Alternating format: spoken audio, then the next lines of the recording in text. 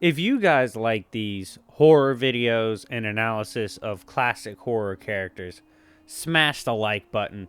350 likes, I will drop another horror video. Simple as that. All you got to do is hit the like.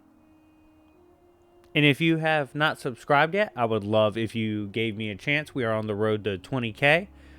So I hope you join the ride and become a fellow villain Tremite. Also, shout out to the homie Don. He helped me gather scans from the movie, as obviously it just came out. But yeah, today is a video dedicated to answering a question, or rather following up on a statement I made in a project involving Michael Myers and Jason Voorhees not too long ago on my channel. So what I had said in that video, after analyzing all their comic feeds, going through movies, all that, I said, if Michael in later movies demonstrates anything reminiscent of the ideas touched upon in the comics that are drastically stronger than regular Michael, we will revisit this topic and talk about if it showed enough for Michael to officially be beyond Jason. So, of course, the new movie we're talking about is Halloween Kills. And not only does Michael have great feats in it, he also has amazing statements as well. So let's get into it. We're going to break that stuff down, and then we're going to answer the question of whether or not he has surpassed Jason at this point. So first of all, kill count went way up. Mr. Spin the Block a second time was in this hoe. Michael has a lot of bodies. Bodied a whole platoon of firefighters. I believe it was between 9 to 11 firefighters. You could argue it was like 1v1v1v1. It wasn't like they all jumped him at one time, obviously. But they knew he was coming, were armed, all that. Still bodied them. And we kind of got an explanation for how Mike is able to walk through all this damage. And again, there's something interesting to touch on too. Mike is one of the weirdest durability characters I've ever had to scale. That is, he's going to basically come back every time. No matter what, he is a constant at this point. Which again, I'll address later in the video.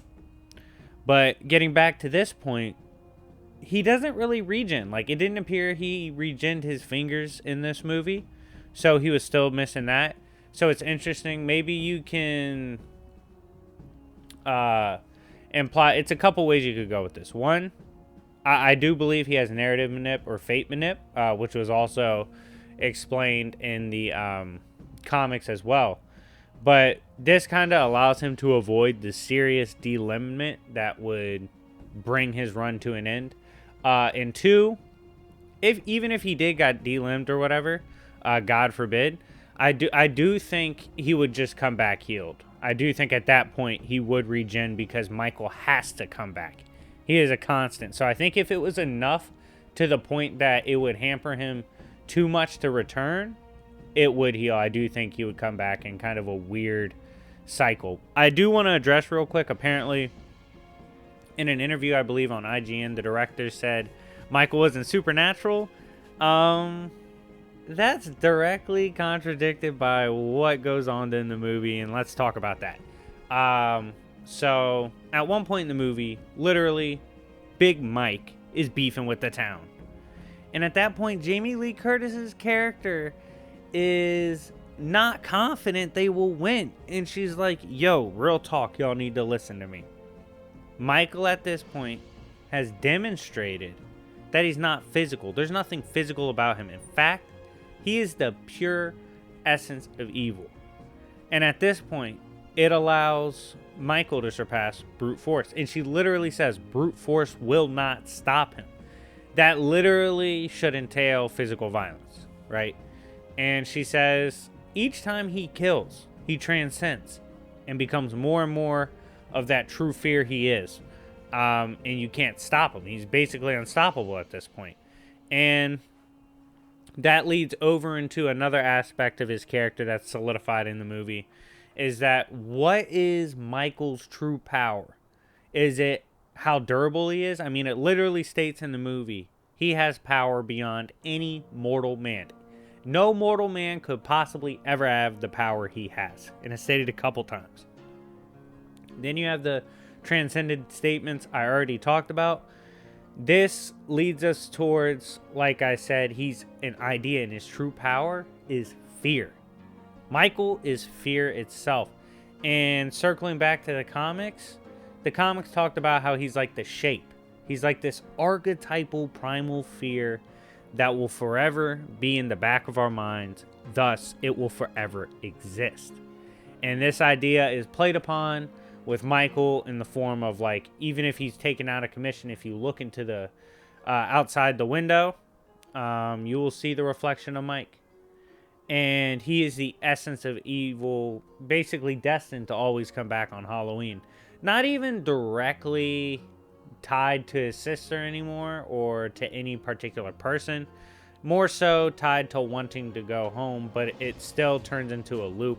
The evil loop of Halloween, which was shown beautifully in the comics, and it seems like it's finally circling back to the movies, which makes him incredibly dangerous and lethal. I mean, we saw him take several gunshots in this movie, several stabs, like point blank fatal shots. I mean, he got stabbed in the spinal cord, all these killer moves. We've seen him get killed multiple times throughout the movies. I mean, overall, his durability has been explained as basically he's not a person anymore.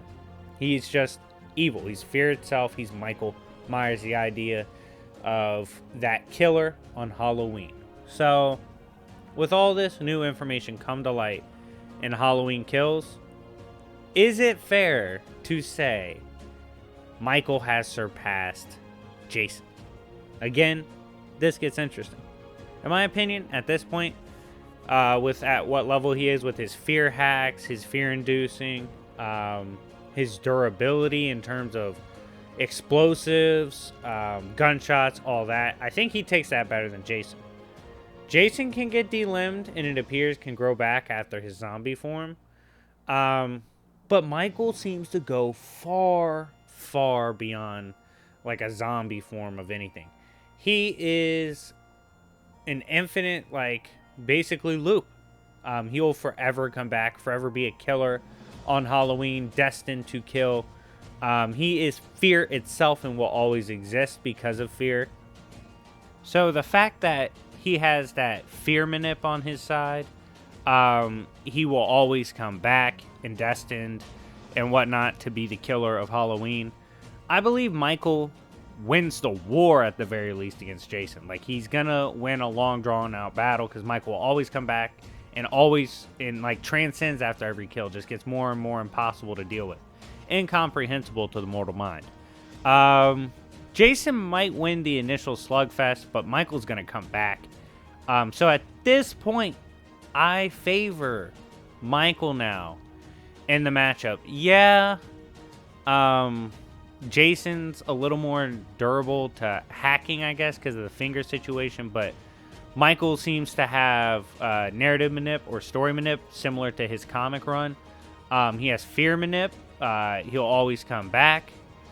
He can't be stopped by brute force. All these factors tie into me believing it's safe to say, at least for me, that Michael Myers has surpassed Jason as the king of slashers. What do you guys think? Do you think he is beyond Jason's level now officially?